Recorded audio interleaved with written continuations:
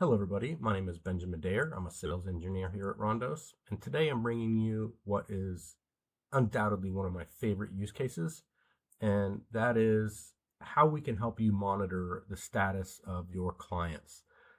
This is one of those things that auditors look at very closely, and I can tell you personally, I've been bit by this, and the reason is, there's specific changes on the application side, and I don't know what those are, but they would come to me, that by they I mean the functional folks, with some approved ticket for me to open production so that they could go in and make some change to the system.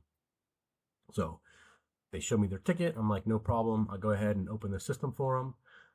And the problem is that these folks would then forget to come back and tell me, hey, I've made my changes. Feel free to go ahead and close the client down. So then the auditors come around. Of course, my name is tied to the fact that I opened this client, and so I'm the one that gets busted. And so, then I get busted, and then what happens? The manager says, hey, I need you to go through every single client in all of our systems and make sure that these things are locked down according to audit requirements.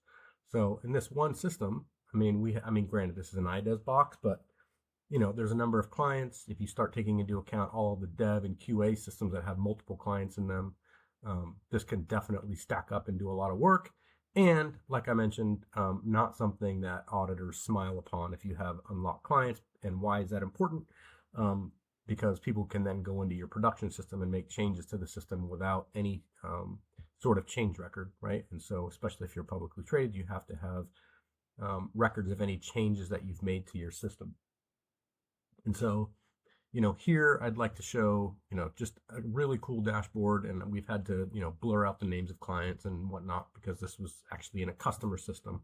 But essentially this dashboard lets you look at the client status of all of your systems across your entire landscape in a single pane of glass.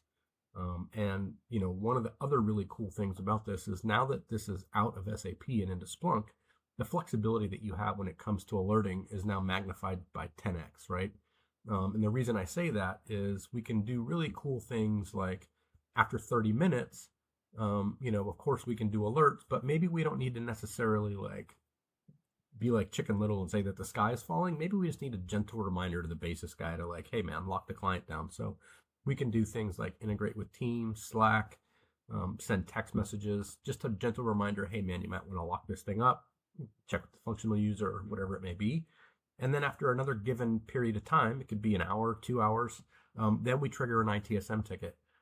So that does a couple of things. One, really make sure that somebody's addressing the ticket and the client gets closed. But number two, it also then we have something in our system of record to be able to show auditors look, we have this process in place to make sure that this doesn't happen, which gives them a really good overall feeling about us as a customer, environment, etc. Makes audits go a lot easier. So again, one of my favorite use cases. I've been bitten by this. If you've been in basis for any number of time, surely this is something you've come across as well. There are literally thousands of use cases like this that I could talk about all day. So please feel free to reach out. Let us schedule a demo for you and your organization and help you guys get more efficient in your SAP monitoring. Have a great day.